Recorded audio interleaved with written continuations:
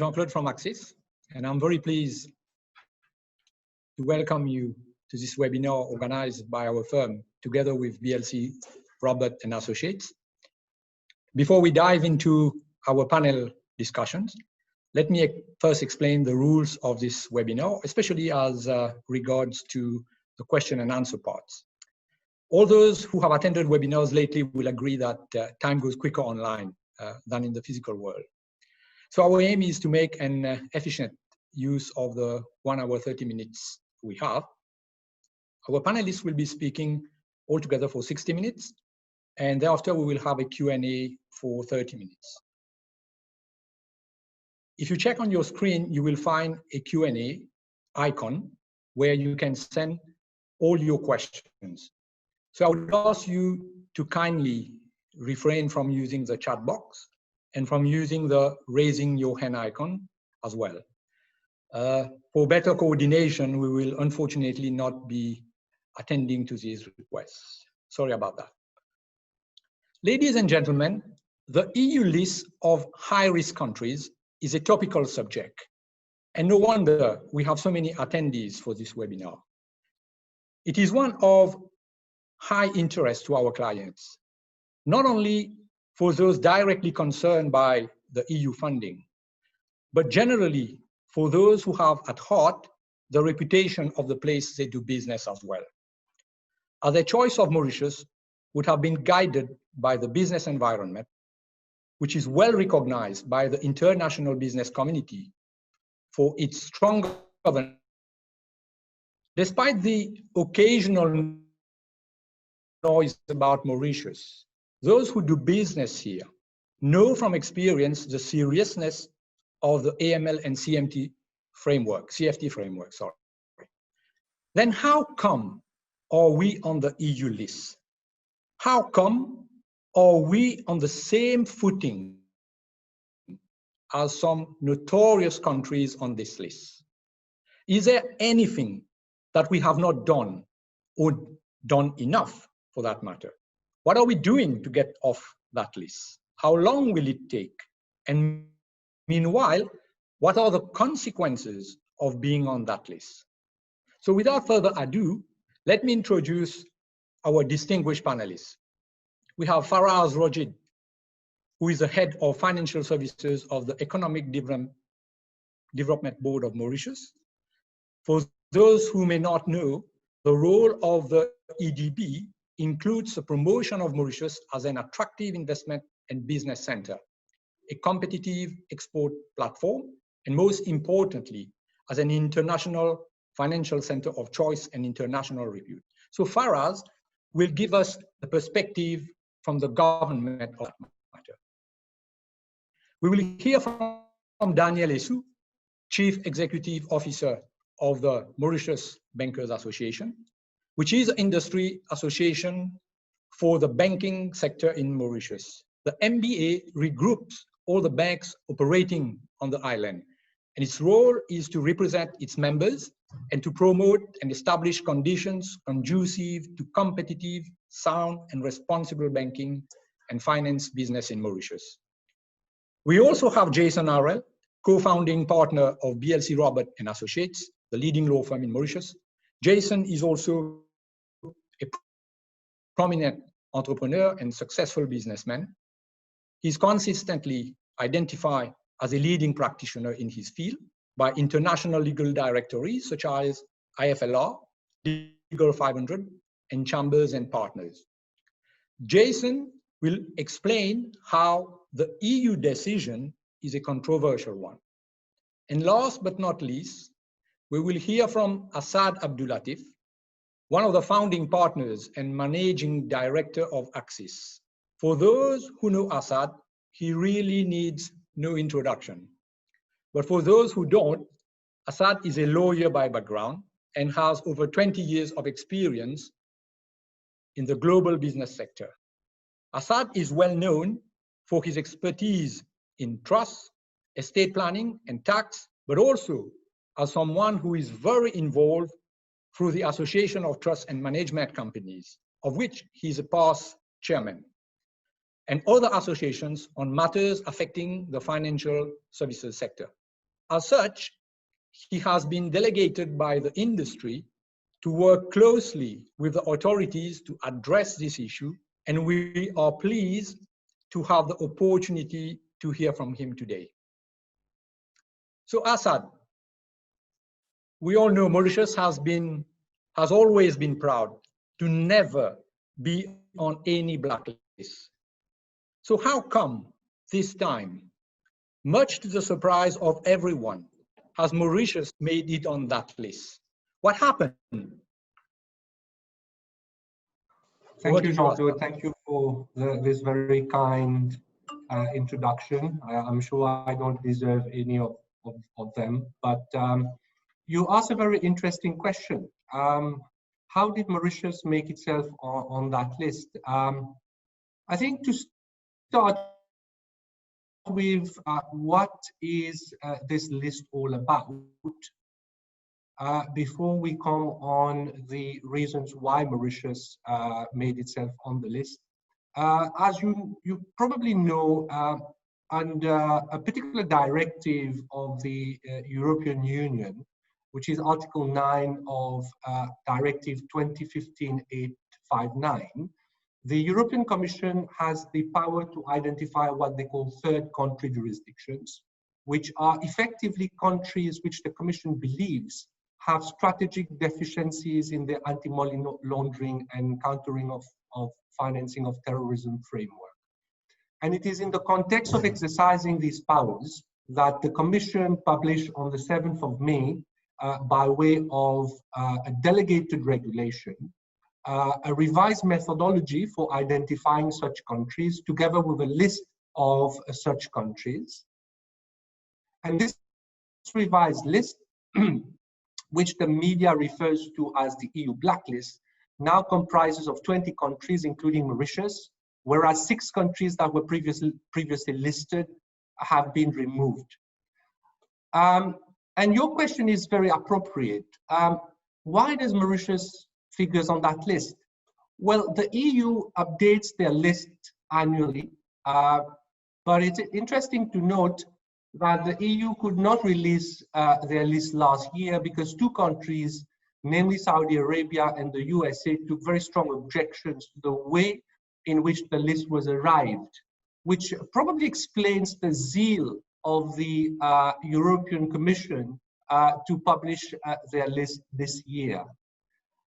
And why does Mauritius figures on the 2020 list when it was not on the 2018 list? Well, I think it's a combination of 2 events that are correlated.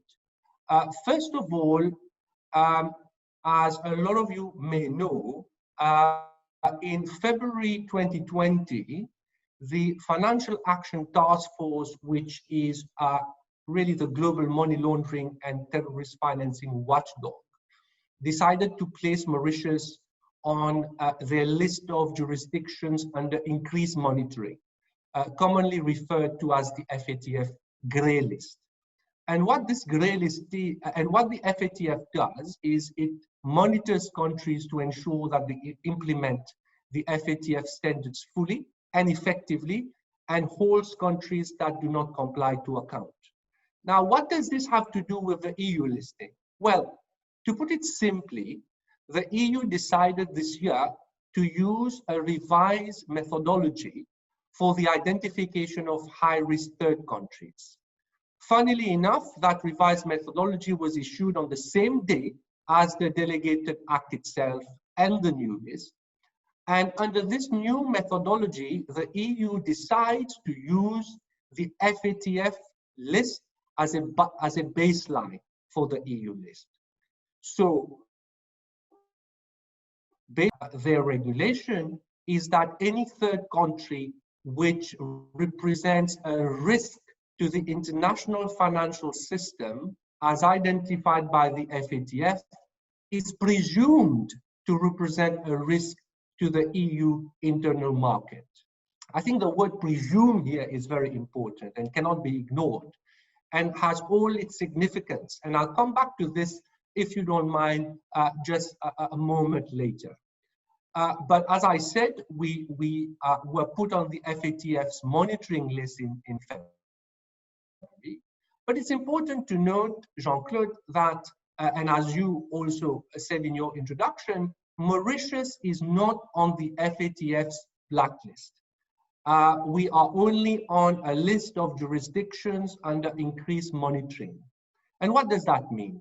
It means that, according to the FATF, jurisdictions that are under increased monitoring are those which are actively working with the FATF to address any deficiencies in their legal and regulatory framework within agreed timelines. And this is why it's called a monitoring list, because the FATF gives these countries time to address these so-called actions, and therefore monitors them to ensure that they are actually addressing those recommended outcomes. So in our case, it is important to understand the background to Mauritius being placed on the FATF's grey list. Now, in July 2018, the Assam Lag, which is an emanation of the FATF report, which identified 58 recommended actions to improve the level of effectiveness of the Mauritius AML CFD regime. In November 2019, Mauritius submitted its post-evaluation report to the FATF to review the progress that it had made in addressing these 58 action points. And it was observed that Mauritius had made positive and tangible progress on 53 out of these 58 recommended actions. And these words are not from me, they are from the FATF itself. And those 53 included what we call the Big Six recommendations. And it was on the basis of these 5 outstanding points, which are not categorized as technical issues, but more as issues relating to the demonstration of the effectiveness of our framework, that the FATF placed Mauritius on its grey list in February 2020. And Mauritius was given until September of 2021 to address these recommended action points. So it is, to me, quite deplorable that the EU makes no distinction between countries that are on the FATF's blacklist, and you call them notorious, Jean-Claude, earlier on, as opposed to countries like Mauritius, who are only on a monitoring list, having agreed to address the FATF's recommended action points. And I would add, having already made a lot of progress in addressing those recommended action points.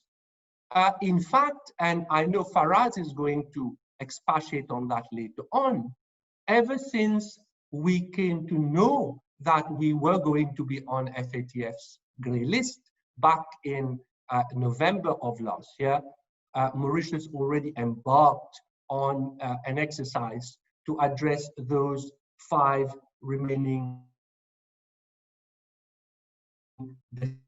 deficiencies. And what are those 5 deficiencies? Well, as I said before, they are not in respect of technical matters. The first one is that the FATF wants to see evidence sector, i.e. the sciences and professions, info that you cannot demonstrate overnight. And it is in that context that the FATF had agreed to give Mauritius until September 2021 to address those deficiencies. The second one is ensuring access to basic and beneficial ownership information by competent authorities. We already do that in respect of global business. There is a small gap that needed to be closed in respect of domestic companies, which has also or is being addressed already. The third one is demonstrating that law enforcement agencies have the capacity to conduct money laundering investigations, including parallel investigations and complex cases. The fourth one is in respect of implementing a risk-based approach for supervising non-profit organizations to prevent abuse of terrorism financing. And last, demonstrating the adequate implementation of targeted financial sanctions through outreach and supervision. So as you can see, these are not really deficient or really recommended action points to improve the effectiveness of the legal and regulatory framework. So having said that, I just want to come back briefly on this issue of autonomous assessment to what I alluded to earlier on. As I stated earlier, the EU decided to use the FATF list as a baseline for the EU putting Mauritius on the blacklist. But this does not mean that the FATF list should be conclusive. On the contrary, the European Parliament has previously stated that it still expects the Commission to conduct its own assessment and to avoid relying solely on external information sources, and as such conduct an autonomous exercise so that the presumption that I alluded to earlier on can be rebutted. Now, it would also be interesting for the audience to know that the European Parliament has previously rejected 2 of the 6 Commission's proposed delegated legislations because the Commission's process for identifying high-risk third countries was not sufficiently autonomous, according to the European Parliament. In the case of Mauritius, unfortunately, it appears that the EU decided to place Mauritius on their blacklist solely on the basis that Mauritius was placed on the FATF's grey list. It's also perhaps apposite to note that in the process, there were neither consultations in line with EU practice prior to the decision to place Mauritius on the blacklist, nor was Mauritius informed. Actually, Mauritius only happened to know that it would be on that list through an article that appeared on Reuters 24 hours before the list was published.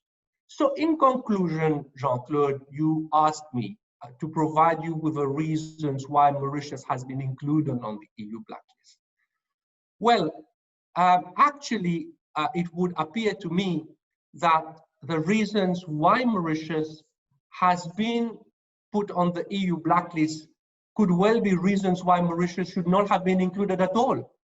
And I would really appreciate to hear your comments and that of the other panelists, because to me and to a lot of people in the industry and in government, this appears to be a unilateral decision, an unfair decision, and a decision that simply cannot be explained.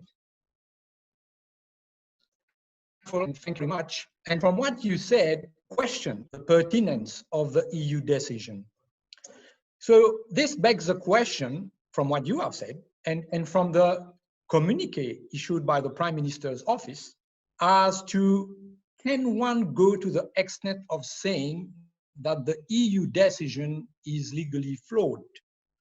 So on the panel, we have Jason. So I would ask Jason, would you now please enlighten us on the legal position? Thank you very much, Jean-Claude, for your introduction, very kind introduction, and thank you, Assad, for your very good introduction in respect of the reasons why we're here. Now I'll go through each one of the issues in respect of the infringement committed by the EU Commission in respect of this famous list. Now, the first right which we would have in respect of the preparation of a list is the right to be heard and consulted.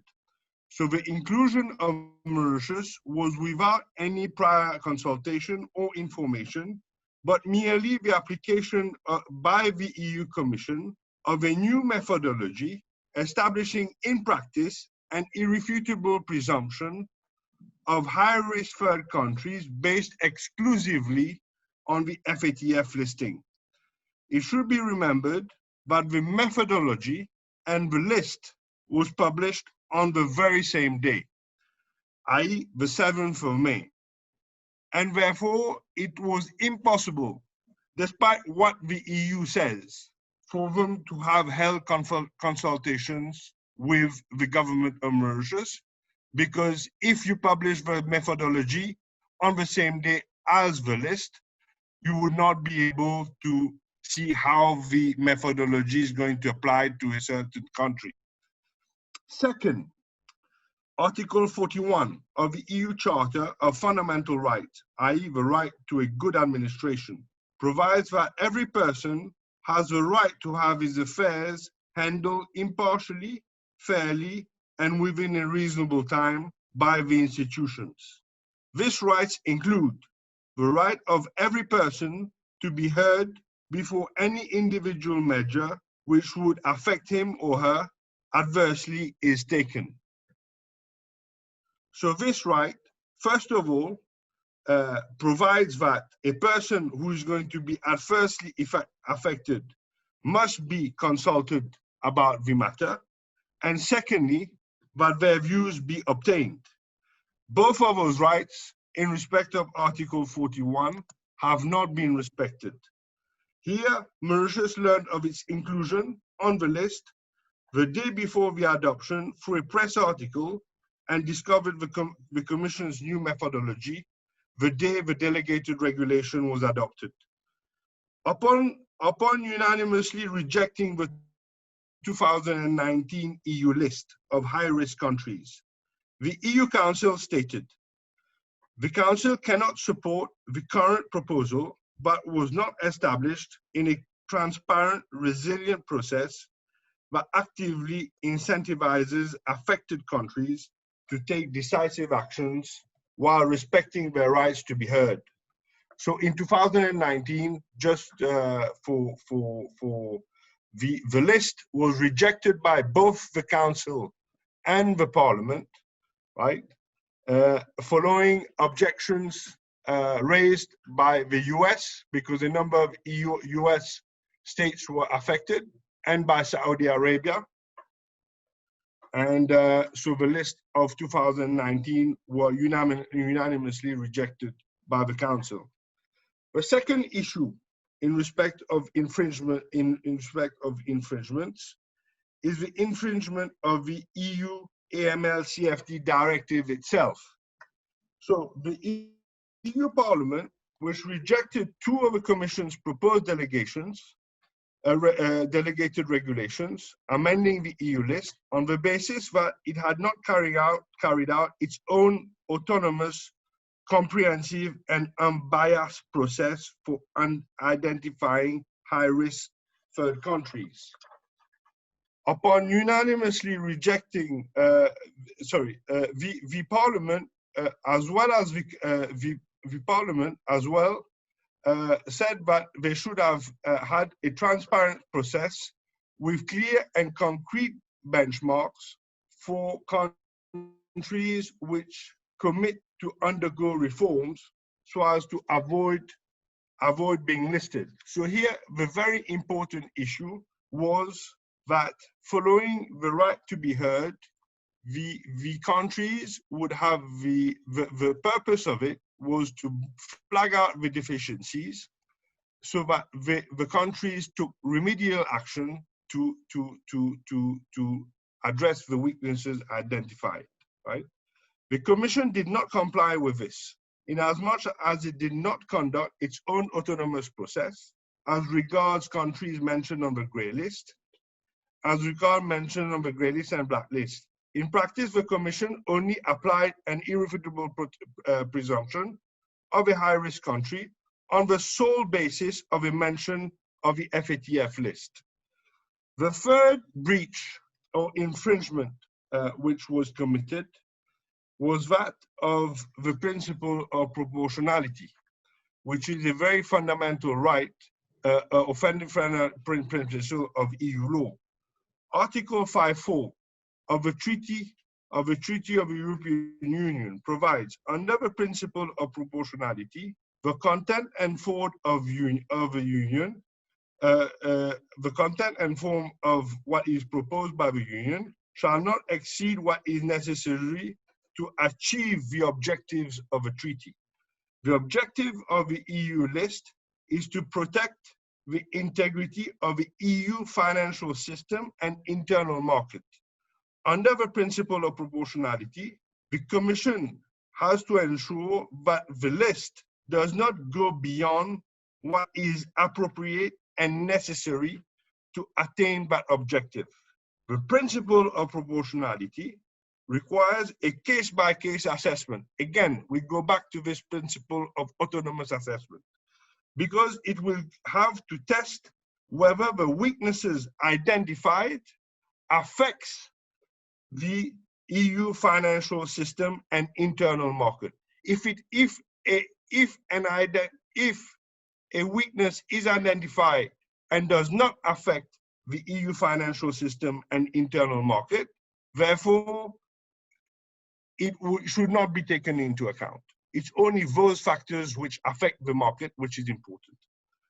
Even if the inclusion of a country on the EU list does not trigger the imposition of direct economic or diplomatic sanction, it possibly could impose serious economic and financial consequences. Indeed, it requires banks, casinos, real estate agents, etc., to apply enhanced due diligence, and also prohibits EU agencies in implementing EU monies into the listed countries. Now, or rather, passing through the listed countries to invest elsewhere. As a comparison, the FATF does not call for the application of enhanced DD to countries on the grey list.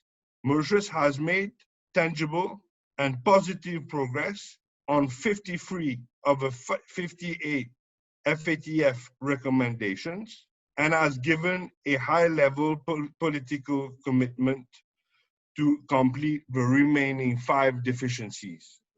So it also, obviously, as Assad has mentioned, it also complies with the Big 6 recommendations. The EU has not demonstrated in any manner whatsoever how the remaining 5 deficiencies shall affect the EU financial system and internal market. The other issue in respect of proportionality is the timing of the listing, which is very unfortunate, because they should have taken into account the impact of COVID when making their decision to list Mauritius or not. The Commission has deferred its application until the 1st of October, but this is far from being sufficient. So, Jean-Claude, that's why I have to say in respect of the infringements committed by the EU Commission in listing Mauritius on their list.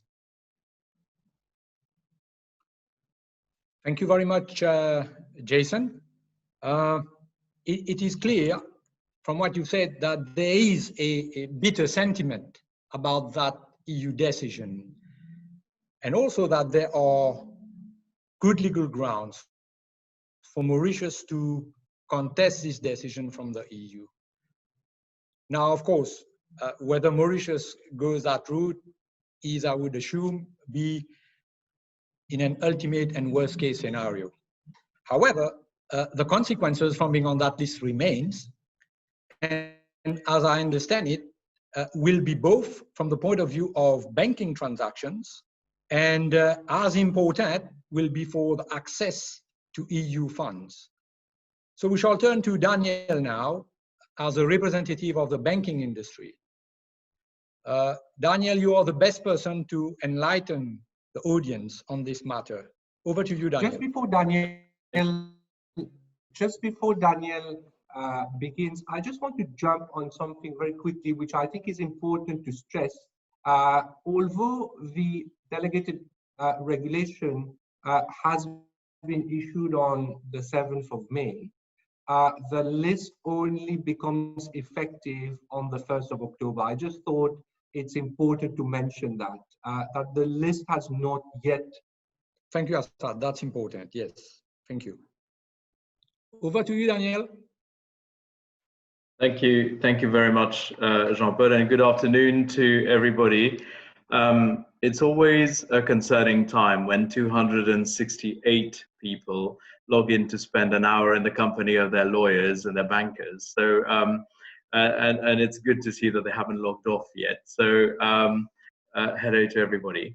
Indeed, I'm not sure whether I'm the best person to talk about this, but I'll be happy to share the banking sector's perspective on our understanding of what might happen in practice for people.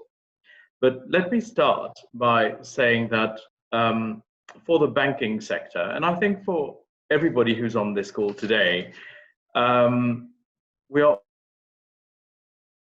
all, and I think we are all united in unequivocally supporting the rapid implementation of the 5 recommendations of the FATF, and that there be meaningful upgrade to our current framework, so that we can get off all those lists and actually carry on with business. I think the most important thing is to make sure that our framework is always up to scratch and to the latest standards.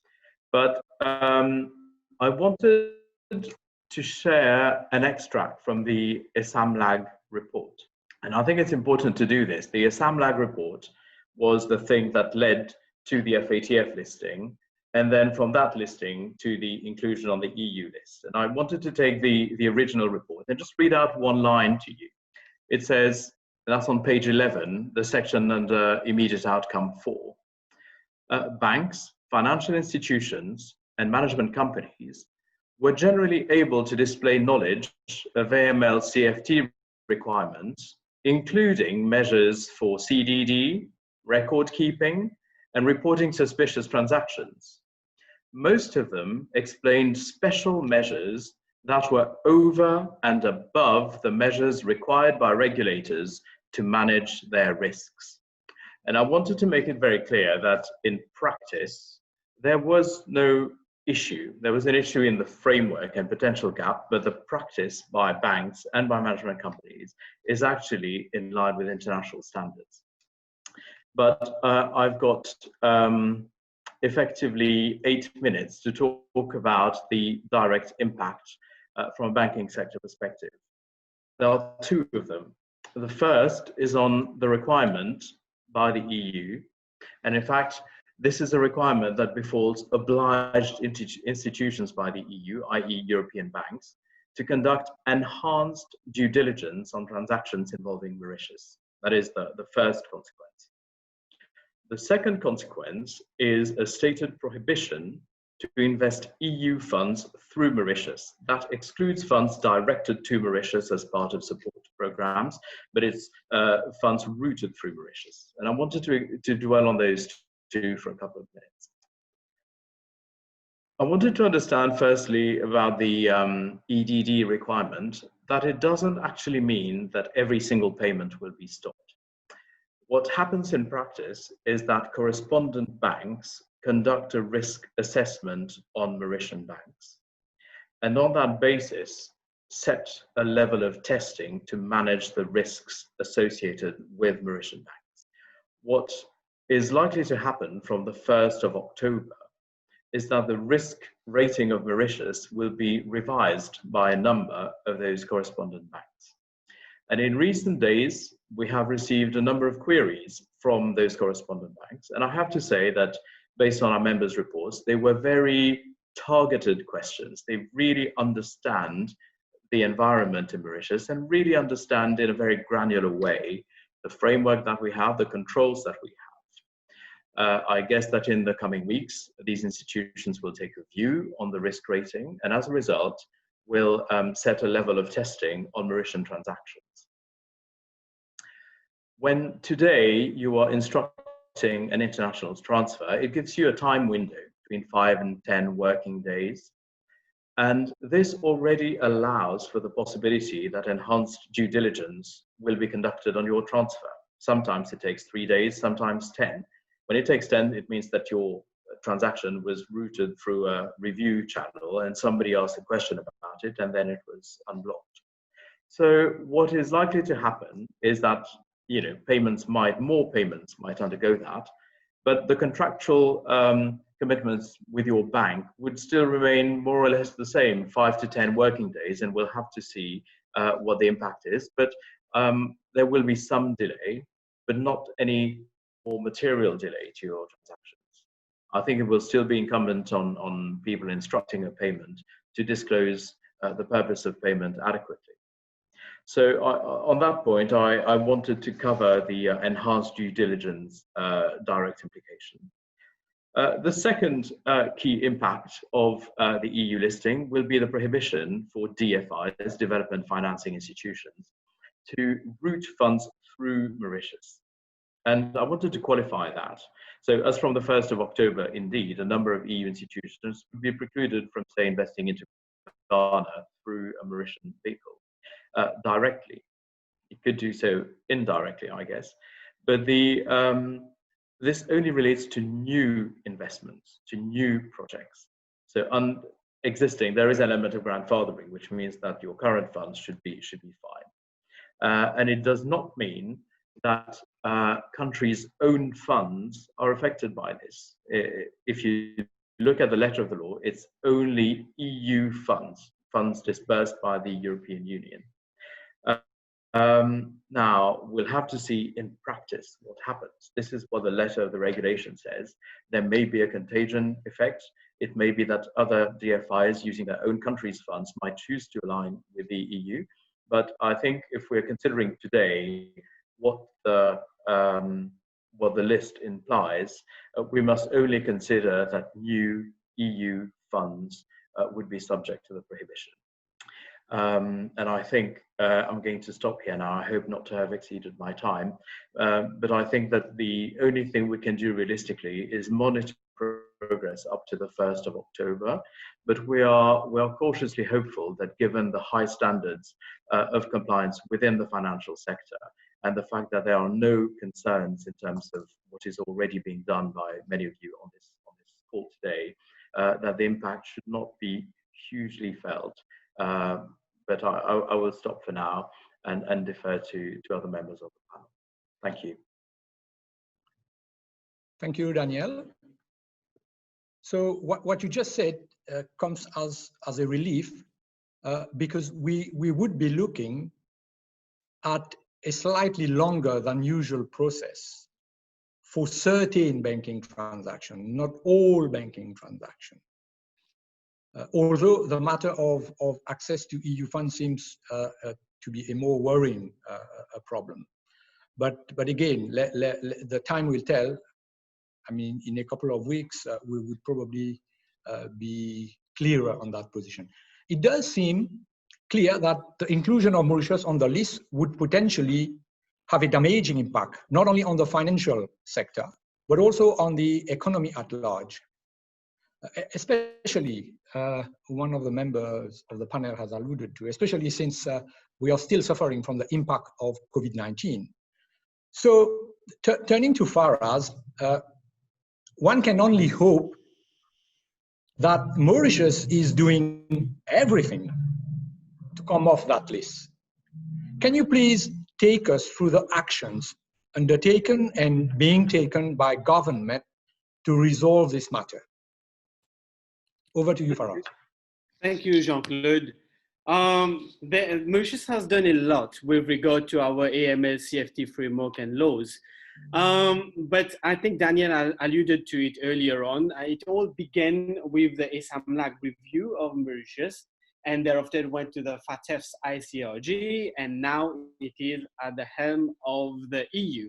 So let me take us back a little bit to understand our commitment and the magnitude of the reforms brought forward so far by Mauritius.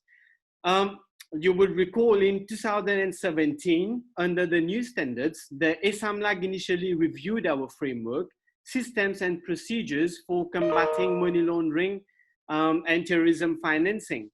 Now, a mutual evaluation report followed, which highlighted that Mauritius was compliant or largely compliant with only 14 of the 40 FATF recommendations. And we had a low or moderate level of effectiveness for all of the 11 immediate outcomes.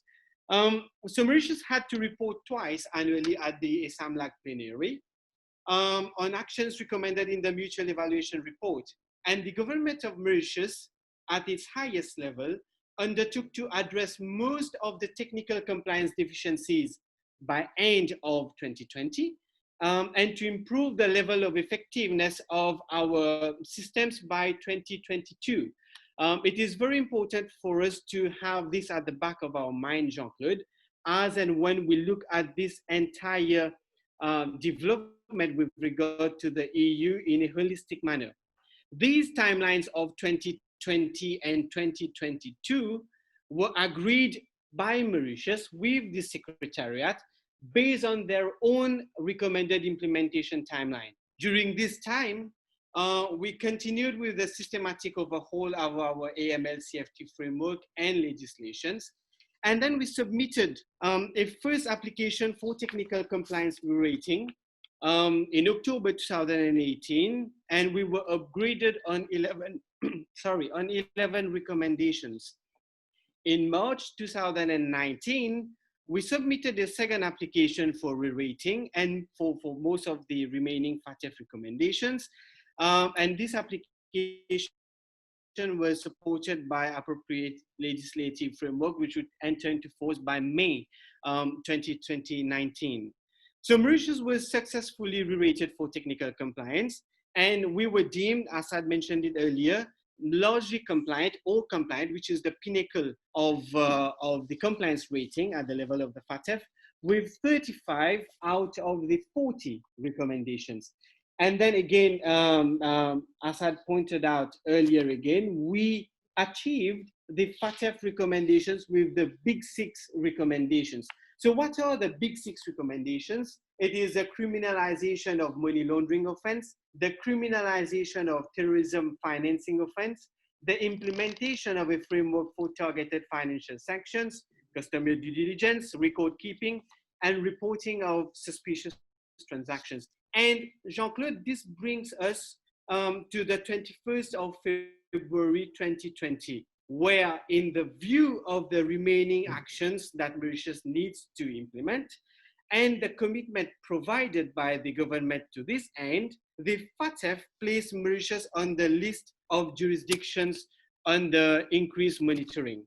And as Jason pointed out, I hasten to add, the FATF does not call for the application of enhanced due diligence to be applied to the jurisdictions it places on the jurisdictions, it places on the list of increased monitoring. It only encourages its members to consider the information presented in that jurisdiction.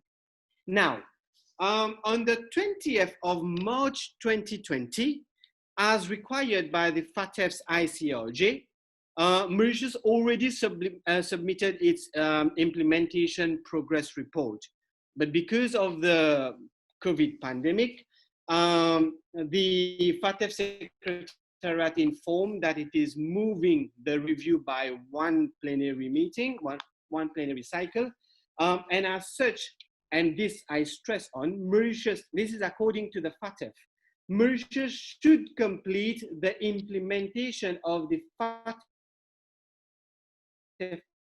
Action 2022 instead of September 2021 and possibly exit the ICRJ by June 2022. So this is according to the FATF. Notwithstanding that, at the level of the EU, we were placed on this list.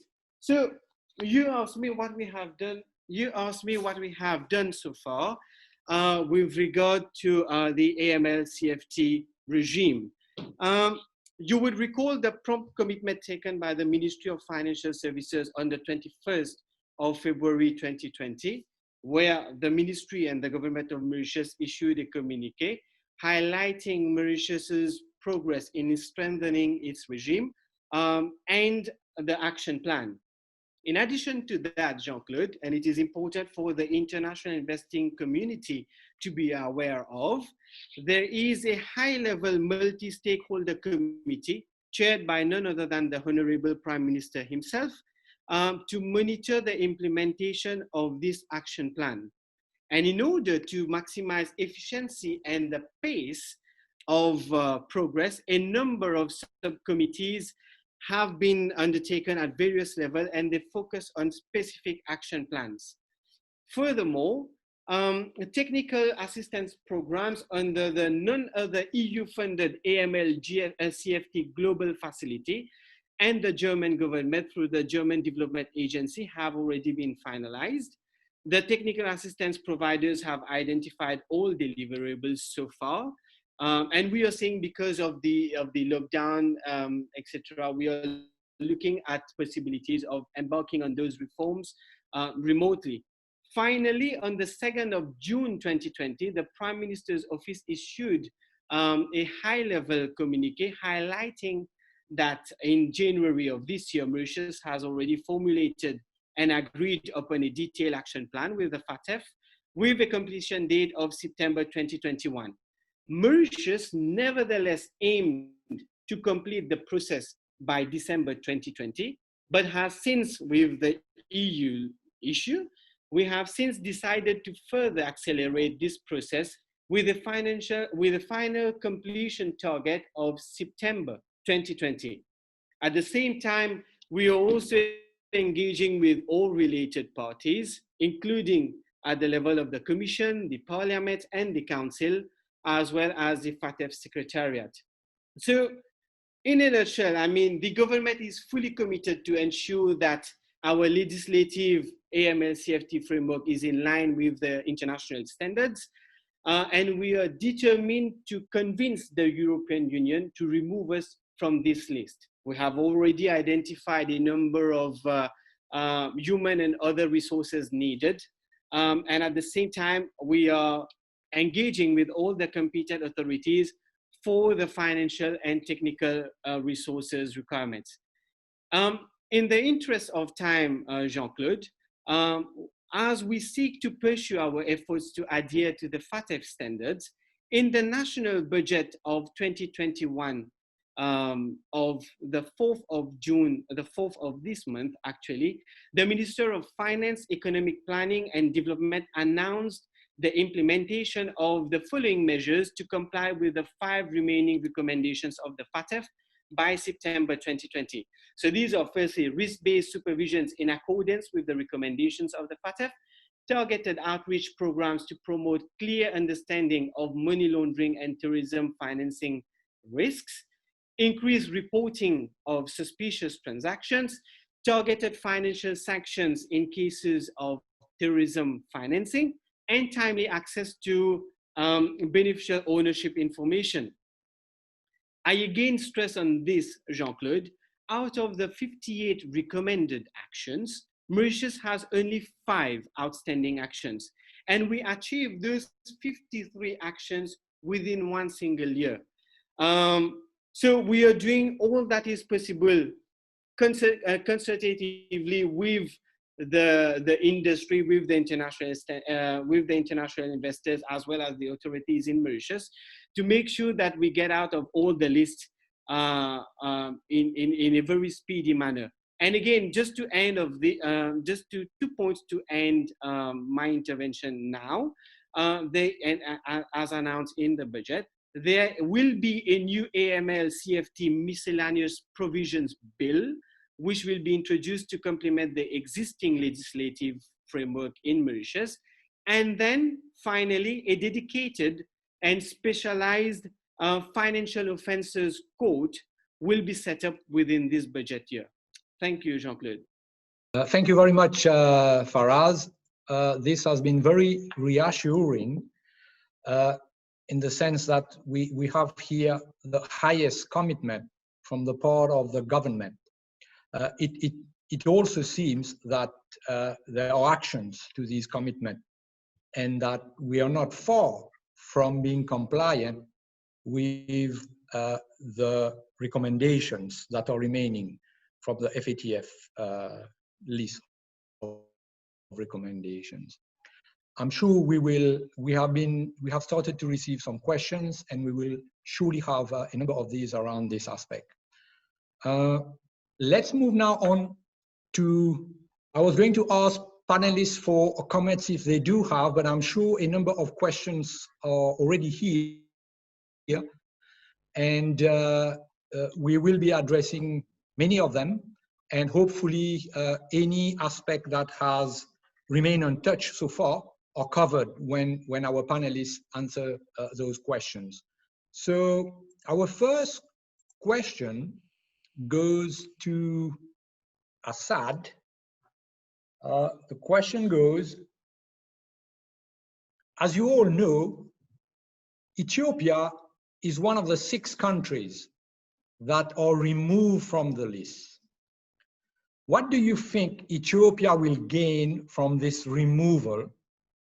And the second question from that person is that as Mauritius is a hub for the investment in Africa, what do you think the negative impacts that will create on Ethiopia's FDI? Thank you very much, Jean-Claude. I think first of all, I'd like to say that I'm very pleased for our Ethiopian brothers to have been removed from the list. We enjoy a very privileged relationship with Africa, and we are obviously part of Africa and consider ourselves as Africans. So I'm very pleased. Obviously, the benefit to be gained is that the restrictions that Daniel so expertly explained earlier on would not apply. So therefore, no enhanced due diligence requirements in respect of transactions involving Ethiopia, and also no restriction on the availability of EU funds, although I suppose that would be less impactful on Ethiopia as opposed to a country like Mauritius, which is effectively a cross-border investment hub. In respect of the second question, what would be the negative impacts that it will create in respect of Ethiopia's FDI? I think not only in respect of Ethiopia FDI, but I would say, Africa in general. As we know, Mauritius has become a very important financial and business hub for Africa, simply because Mauritius has built a fantastic ecosystem for international investors to operate from. They see it as a stable, well-regulated, business-friendly base to operate from. It has obviously a very good legal regulatory framework, independent judiciary, together with a number of other advantages that has made it over the years become the preferred financial and business hub for anyone looking to do business in Africa. So obviously, should Mauritius be on that list, and I use the word should because, as I said before, the list has not yet become effective, and we're still, we still believe that Mauritius should be taken out of the list. But in the most unlikely event that we should remain on that list, it will undoubtedly have a big impact on the flow of FDI into Africa, because the reality of the situation, investors like to use Mauritius as a base to undertake their investments in Africa, and the fact that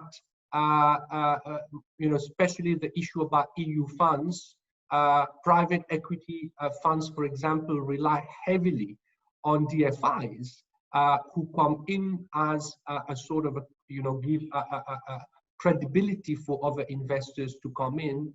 So invariably, if we were to be on that list, we might well see an impact on cross-border investments going into the continent, which is, again, one of the reasons why we are doing so much to be removed from that list.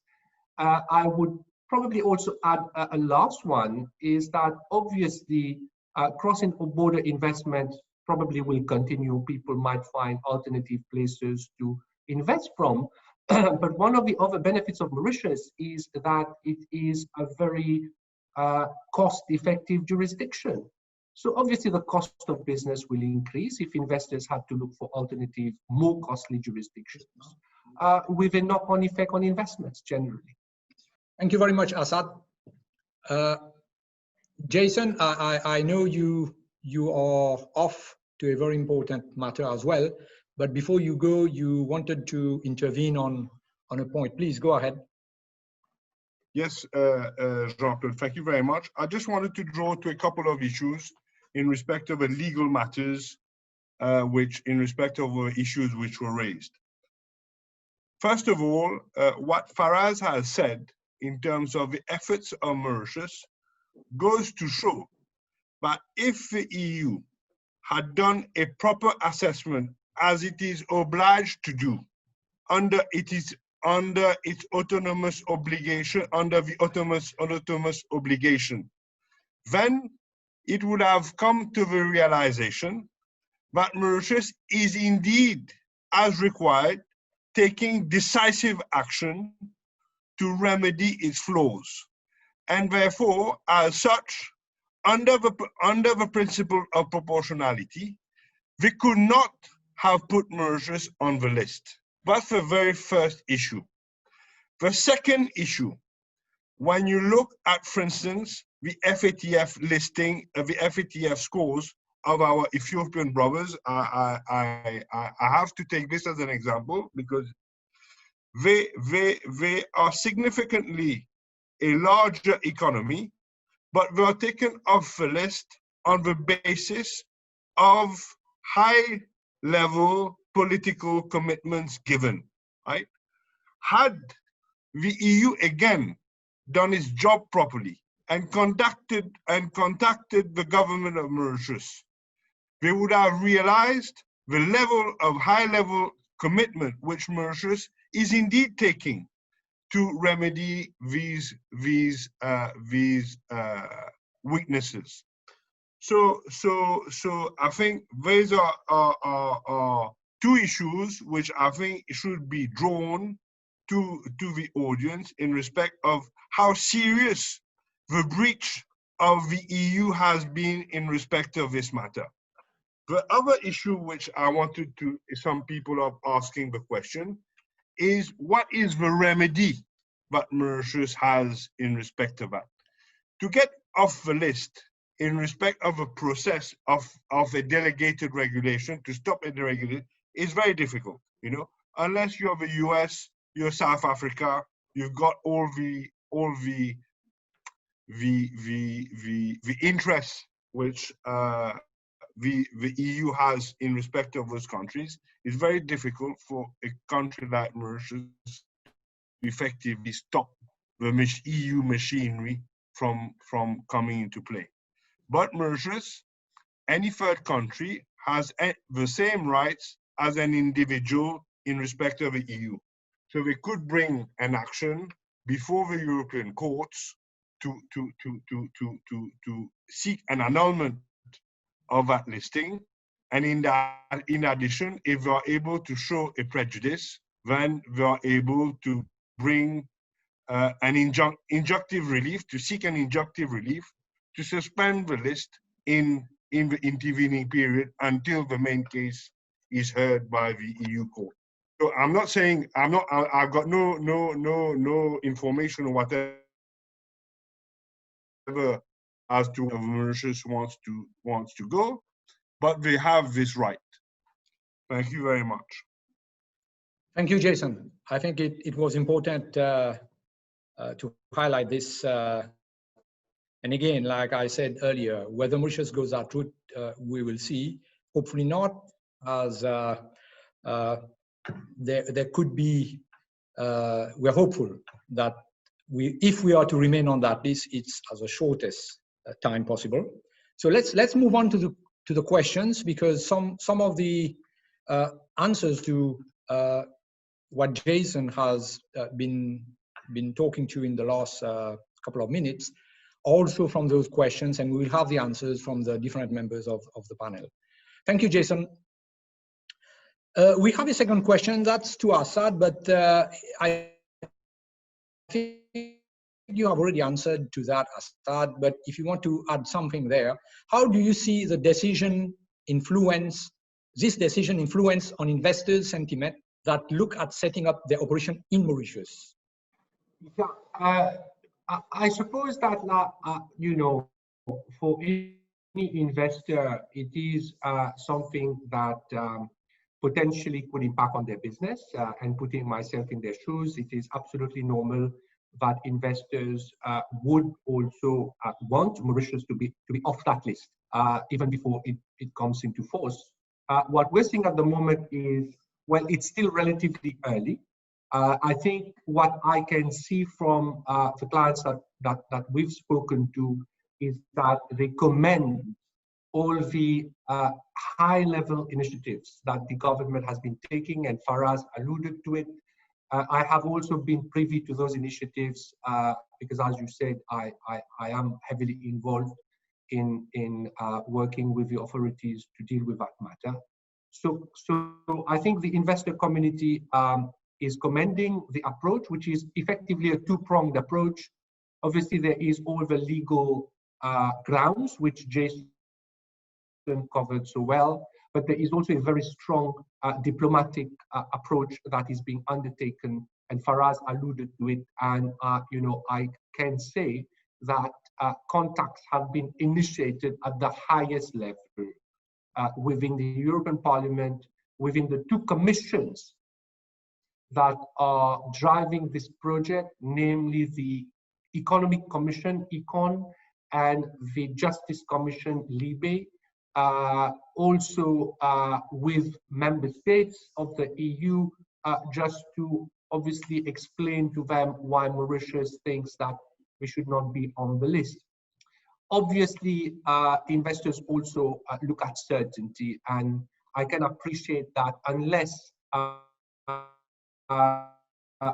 the government is able to you know, reassure the investment community that Mauritius will eventually be removed from that list, they might also be looking at alternatives. But I think it's still early, and what we tend to see is that investors are currently waiting to see whether all the initiatives that we've taken are going to yield results. Thank you, Assad. Unfortunately, there is a last question to you, and then I will pass on to someone else. Since the EU has officially announced its decision of including Mauritius on the list of high-risk countries, what have you, as an operator in the global business sector, observed in terms of the impact on new and prospective investors, i.e. whether they are from EU or not, using Mauritius IFC, taking into consideration that we are also going through a pandemic crisis? Well, I suppose I have answered it. It's more or less the same as the second question. I think that it's really a wait and see approach, which is understandable. We do not see, you know, a lot of current interest in setting up new structures or going towards, you know, fundraising, because investors are simply waiting to see what happens next. Having said that, I think that the timing of the decision, and I think Jason alluded to that earlier on, is also terribly unfortunate. Whilst the whole world is going through one of, you know, probably the most important crises that we've had since the Second World War, and when economies around the world are at their knees, when the focus of governments has been to you know, save jobs and provide stimulus to the economy and help the most vulnerable, the timing of this decision comes at the most unfortunate time. And again, this is something that the authorities have raised with the EU to basically, you know, make a plea to the EU to review the timing of the coming into force of that list, because it is terribly unfair on countries that have been included, in particular Mauritius, whilst we are now starting to restart economic activities after the lockdown. A question to Daniel, and the question is, as to Assad's comment earlier, although the blacklist becomes effective in October, we see here in Europe several banks responding to the recent development by having confirmed they will no longer accept banking transactions to and from Mauritius. How does Mauritius envisage to limit the commercial and reputational damage inflicted on it by the EU? Thank you very much. That's a very good question, and I'm not entirely sure of where in the world this person is. Maybe in Europe. My perspective on this is from a Mauritian bank's perspective, what the Mauritian banks tell us. And what the Mauritian banks are doing is actively engaging with correspondent banks to really open their books in terms of the internal controls that they have in order to mitigate any AML deficiencies that there might be, any problems that there might be. And from speaking to our members, my understanding is this is a very positive and constructive engagement, because these banks in Europe were dealing with Mauritius for years ever since. And let us be very clear that if tomorrow somebody from Europe was to go on holiday, for example, in a country which is on the blacklist, and there are many of them now, your payments would still work. You'd still be able to pay for your hotel. You'd still be able to do everything. What is required is more information, perhaps. And this is where the value add of management companies come in, because if you're using the services of a management company, they have a relationship with the bank. They know how to prepare a payment instruction, what information to give to the bank to make sure that the payments are, accompanied by the right document bundle. The second important thing to do for clients, I think, is to talk to their banks. If they're using a Mauritian bank, to actually ask them, what information can I give you to make sure that there are no delays and that you have all the information you need? It is very clear that different businesses will be impacted in a different way. If you're financing one real estate project and you have multiple tranches linked to one single project, then if you're able to show this project and the payment schedule and you give it to your bank once, then in theory, repeat payments should go through. There might be some questions, but at least the documentation is there. But if you're selling insurance cover to clients all over the world, then things might be a bit more complicated. But I have to say that the regulation right now does not prevent any European banks from dealing with Mauritius. It simply demands greater caution and enhanced due diligence. And if any client is dealing with Mauritius and their banks reject them, they should actually talk to their bank and explain that actually I have the right to do it. What information do I need to give you? And if this is a block, then by all means, speak to another bank, speak to a Mauritian bank to see how you can make things smooth. But there is no basis in law, there's no basis in EU regulation for the termination of payments between the EU and Mauritius. Thank you very much, Daniel. And I wish to add on that, as I myself, for our clients here, I'm from Axis and right at the center of the operations. And management companies in Mauritius will know more than just the top of the iceberg, I was going to say, of the transaction. Management companies will know very much about the full structure, what is it, what not, the full enhanced due diligence in certain cases. Management companies will already have this methodology incorporated in their compliance checks, and most likely and hopefully we will be able to deal with this enhanced due diligence in a much smoother way rather than the delays that otherwise could be expected. Question to Faraz. Do you think that the fight to have Mauritius removed from the EU list should not only be tackled at the technical effectiveness level, i.e. the remaining recommendations, including the 5 strategic deficiencies, but also, and most importantly, at the diplomatic level? Absolutely, Jean-Claude, and I think this is more of a comment rather than a question, and it is a very good one in that regard. It is axiomatic that wherever we are progressing on the technical fronts, we would have to comply with all the recommendations, etc. We would need to engage on diplomatic levels as well. I have to say that, you know, Mauritius and the European Union have had a privileged relationship, and Mauritius enjoys a very, very profound relationship with a number of the individual member states within the European Union. So I am sure, I mean, it is not my prerogative to talk about government initiatives taken so far on the diplomatic front, but I am sure that there are a number of initiatives which are being undertaken at the diplomatic level. At the same time, a number of initiatives being taken at the level of the ACP countries, and as well as with the Commission and the Parliament and the Council. So for me, it is natural, and my understanding is that there are those initiatives being taken at the highest level. Right. Thank you, Faraz. And I think one will understand that these initiatives are somehow take the discrete route rather than coming out in the open. Not much of a discrete route, but I think it is quite premature to comment on how Mauritius is engaging diplomatically.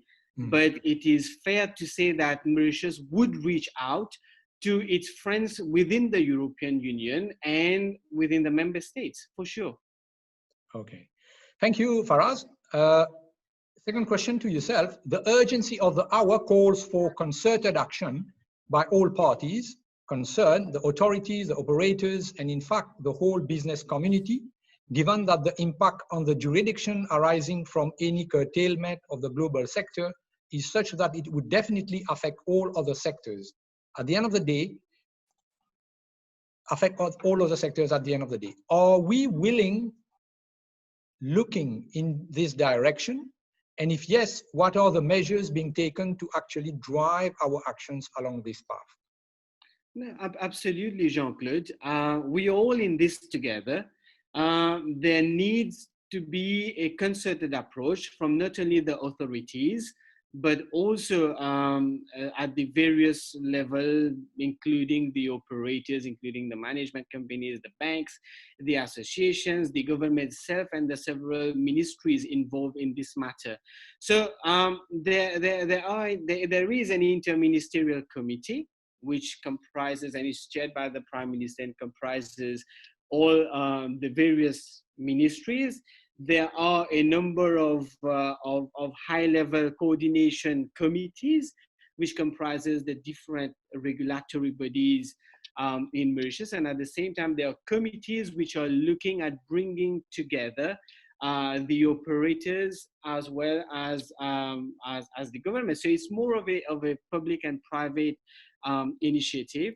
There is a huge business case and a huge commercial reason for us to come out of this list, and the government is sparing no efforts in bringing all of us together to make sure that our efforts are coordinated and to ensure that we get out of this list. If I may, I'll just jump on what Faraz has said, Jean-Claude. I think we have to be also honest and candid about the situation. It is a serious situation that we find ourselves into. There is no doubt about that. And I don't think that anyone is sort of saying that this is not serious and that we're taking it casually. It is serious. The impact could be quite disastrous if we were to remain on that list for a prolonged period. I have been privileged to see how the authorities to the highest level are absolutely committed in dealing with that issue. Obviously, the focus remains on addressing the FATF deficiencies as soon as possible. A lot has been done already. I have had the benefit of seeing the progress that has been made, and in fact, I think we probably omitted to mention that we submitted a progress report to the FATF in March of this year. Unfortunately, because of COVID, the FATF could not take cognizance of that report.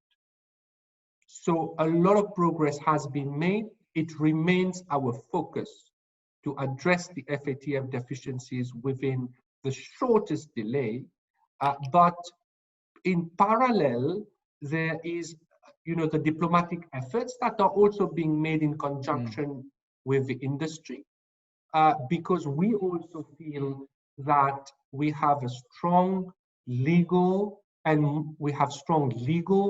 moral grounds not to be on that list. As an aside, I think it's important to mention as well that if the EU wanted to be consistent and to harmonize, I find no problems in consistency and harmonization.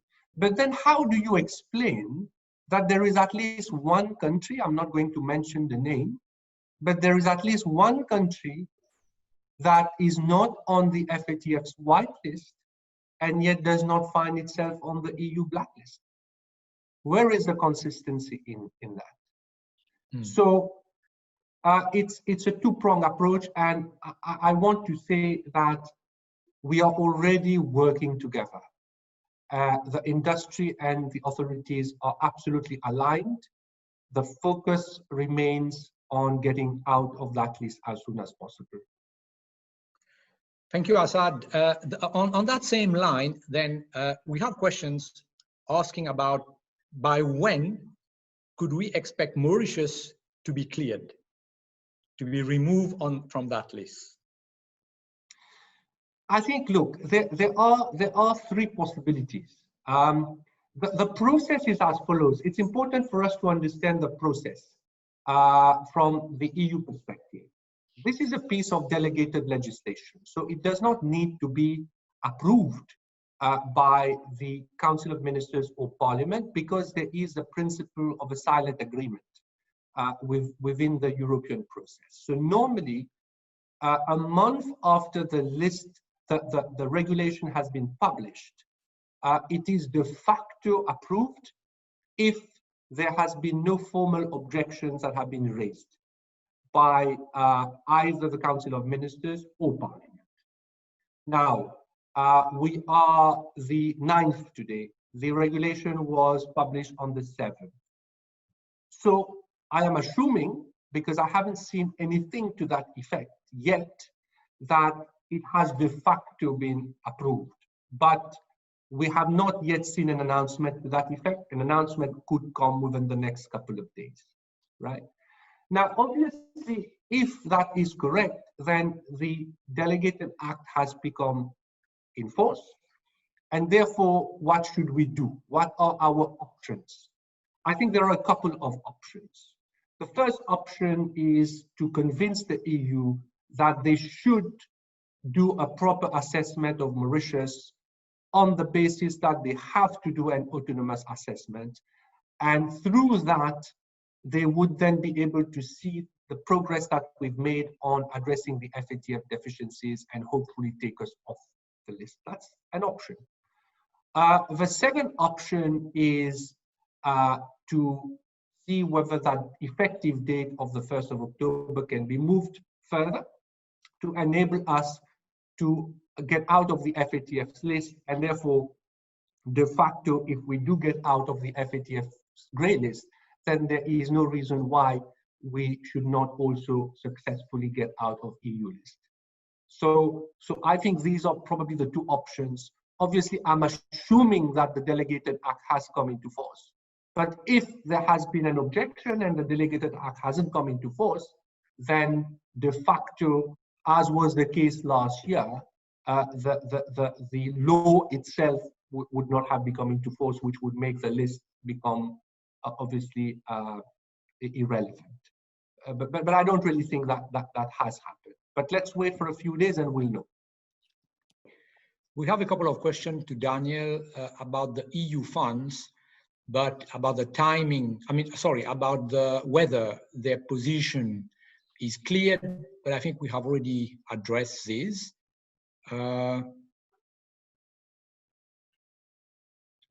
We have a question to Daniel about the correspondent banks. Is there anything Mauritius can do to preempt the correspondent banks, being proactive in the approach to banking transactions through Mauritius?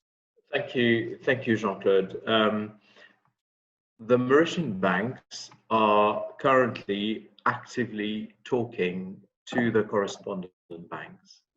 And I would like to clarify that these correspondent banks are dollar banks as well as EU banks. If you're in an international banking system, everybody is sort of interrelated. So everyone really looks at the risk and assesses it. So what has been happening, even though the delegated regulation is not meant to come into force until the 1st of October, is as soon as the list came out, the phone started ringing, and a very constructive conversation has started taking place between banks and between the correspondent banks, the Mauritian banks and the correspondent banks, to really explain what is being done. At the end of the day, it's about the strength of AML controls and what you call the residual risk for the correspondent bank.